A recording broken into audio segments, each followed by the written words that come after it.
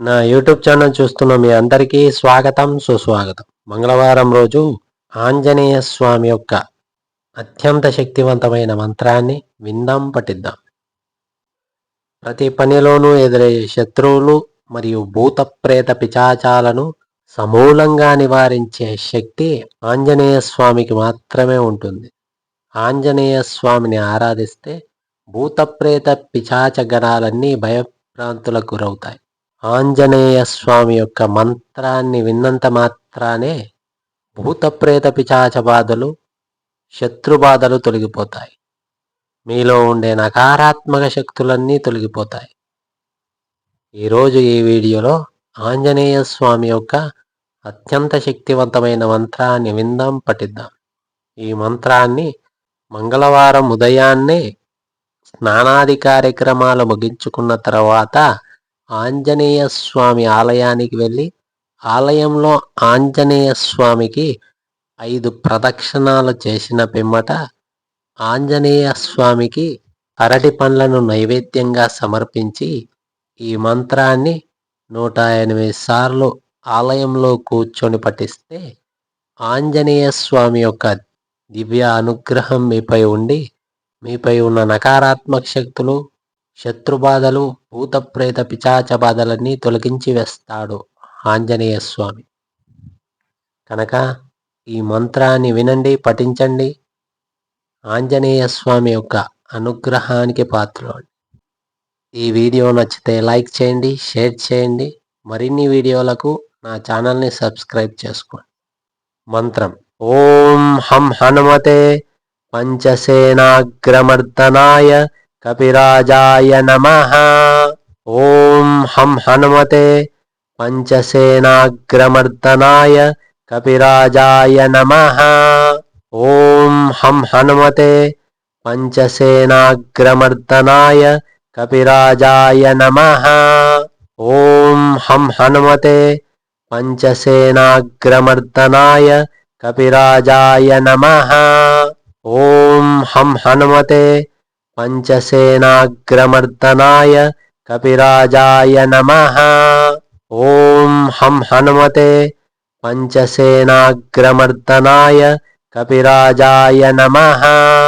ఓం హం హనుమతే పంచసేనాగ్రమర్దనాయ కపిరాజాయ నమః. ఓం హం హనుమతే పంచసేనాగ్రమర్దనాయ కపిరాజాయ నమః. ఓం హం హనుమతే పంచసేనాగ్రమర్దనాయ కపిరాజాయ నమః. ఓం హం హనుమతే పంచసేనాగ్రమర్దనాయ కపిరాజాయ నమః. ఓం హం హనుమతే పంచసేనాగ్రమర్దనాయ కపిరాజాయ నమః. ఓం హం హనుమతే పంచసేనాగ్రమర్దనాయ కపిరాజాయ నమః.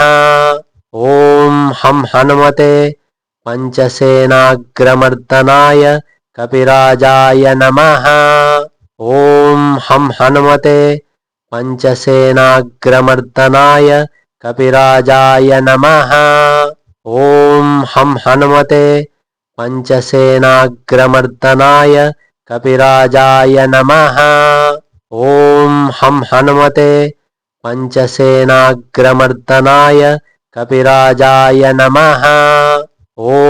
హం హనుమతే పంచసేనాగ్రమర్దనాయ కపిరాజాయ నమః. ఓం హం హనుమతే పంచసేనాగ్రమర్దనాయ కపిరాజాయ నమః. ఓం హం హనుమతే పంచసేనాగ్రమర్దనాయ కపిరాజాయ నమః. ఓం హం హనుమతే పంచసేనాగ్రమర్దనాయ కపిరాజాయ నమః. ఓం హం హనుమతే పంచసేనాగ్రమర్దనాయ కపిరాజాయ నమః. ఓం హం హనుమతే పంచసేనాగ్రమర్దనాయ కపిరాజాయ నమః. ఓం హం హనుమతే పంచసేనాగ్రమర్దనాయ కపిరాజాయ నమః. ఓం హం హనుమతే पंचसेनाग्रमर्दनाय कपिराजाय नमः। ओम हम हनुमते पंचसेनाग्रमर्दनाय कपिराजाय नमः। ओम हम हनुमते पंचसेनाग्रमर्दनाय कपिराजाय नमः।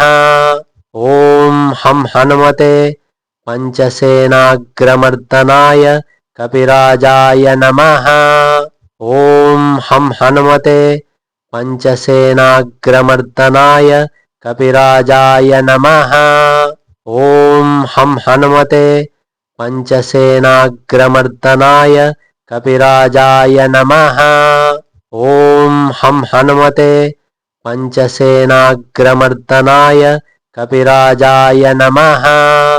ओम हम हनुमते पंचसेनाग्रमर्दनाय कपिराजाय नमः।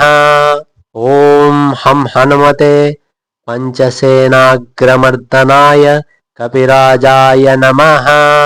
ओम हम हनुमते पंचसेनाग्रमर्दनाय कपिराजाय नमः। ओम हम हनुमते पंचसेनाग्रमर्दनाय कपिराजाय नमः। ओम हम हनुमते पंचसेनाग्रमर्दनाय कपिराजाय नमः। ओम हम हनुमते पंचसेनाग्रमर्दनाय कपिराजाय नमः। ओम हम हनुमते पंचसेनाग्रमर्दनाय कपिराजाय नमः। ओम हम हनुमते पंचसेनाग्रमर्दनाय कपिराजाय नमः। ओम हम हनुमते पंचसेनाग्रमर्दनाय कपिराजाय नमः। ओम हम हनुमते पंचसेनाग्रमर्दनाय कपिराजाय नमः। ओम हम हनुमते पंचसेनाग्रमर्दनाय कपिराजाय नमः। ओम हम हनुमते पंचसेनाग्रमर्दनाय कपिराजाय नमः। ओम हम हनुमते पंचसेनाग्रमर्दनाय कपिराजाय नमः। ओम हम हनुमते पंचसेनाग्रमर्दनाय कपिराजाय नमः। ओम हम हनुमते पंचसेनाग्रमर्दनाय कपिराजाय नमः। ओम हम हनुमते पंचसेनाग्रमर्दनाय कपिराजाय नमः। ओम हम हनुमते पंचसेनाग्रमर्दनाय कपिराजाय नमः। ओम हम हनुमते पंचसेनाग्रमर्दनाय कपिराजाय नमः।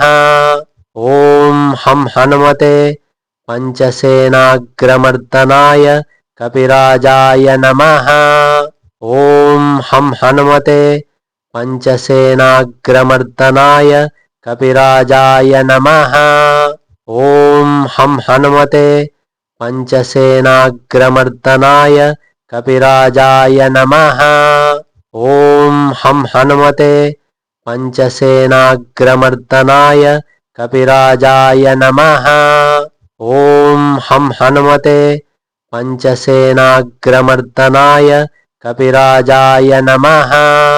ओम हम हनुमते पंचसेनाग्रमर्दनाय कपिराजाय नमः। ओम हम हनुमते पंचसेनाग्रमर्दनाय कपिराजाय नमः। ओम हम हनुमते पंचसेनाग्रमर्दनाय कपिराजाय नमः। ओम हम हनुमते पंचसेनाग्रमर्दनाय कपिराजाय नमः। ओम हम हनुमते पंचसेनाग्रमर्दनाय कपिराजाय नमः। ओम हम हनुमते पंचसेनाग्रमर्दनाय कपिराजाय नमः। ओम हम हनुमते पंचसेनाग्रमर्दनाय कपिराजाय नमः।